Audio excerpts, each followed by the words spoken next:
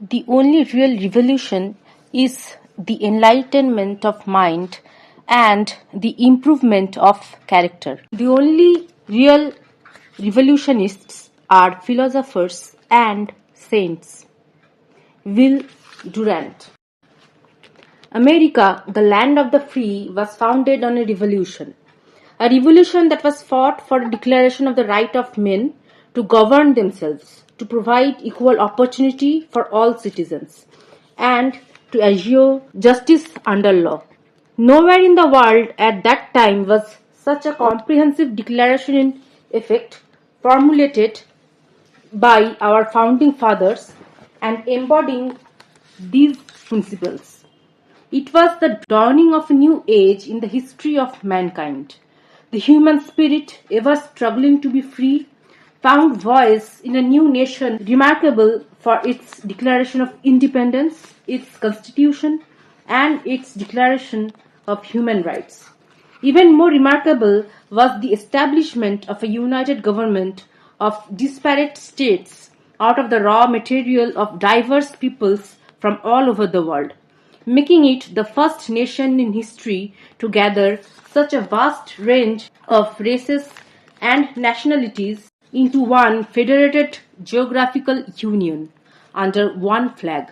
It was an epoch-making and glorious beginning.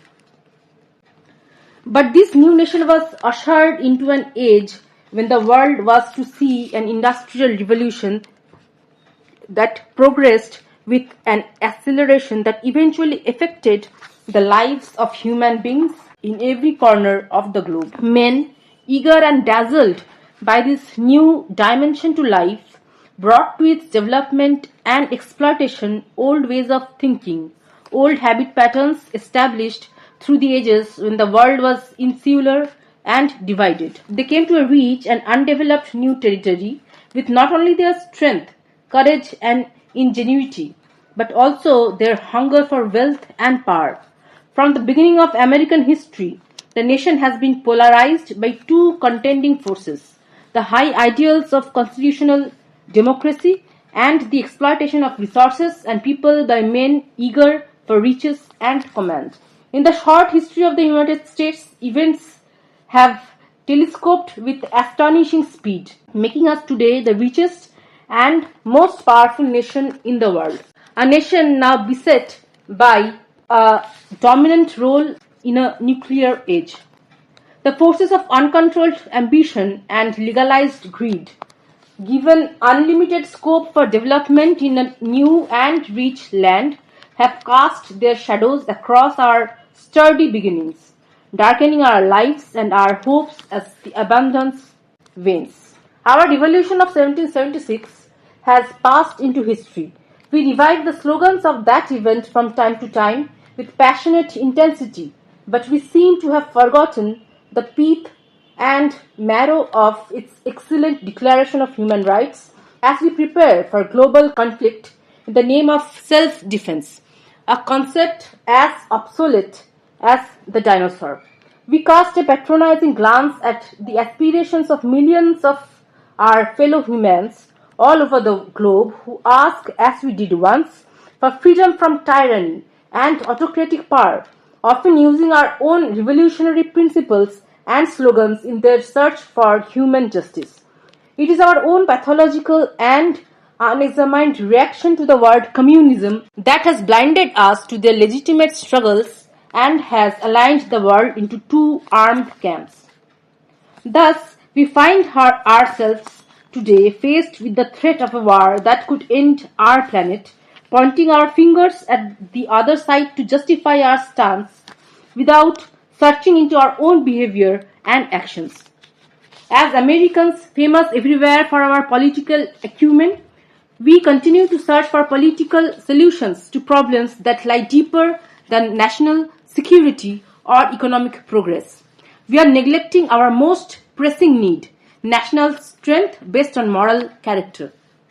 Somewhere over the years, since our grand beginnings, we have lost our way. Our headline litany of crime, violence, human abuse, poverty, drugs, and other social evils tell us that this is so. There is no light ahead in our political solutions. They continue as always with temporal and immediate resolutions that generate, in the end, other problems, and they have no redeeming and regenerating power, no call to greatness of character and spirit. We are in danger of losing all that was so hardily won by the vision and character of our founding fathers and our sturdy forebears. We have made a national creed of money and profits. It is seldom questioned as a goal of life. All across the troubled world, our influence and interests are felt. From armaments and troops to manufactured products, including deadly chemicals and foods banned at home. America has passed through three great revolutions. The first was the struggle for independence as a new nation from the tyranny of unheeding power.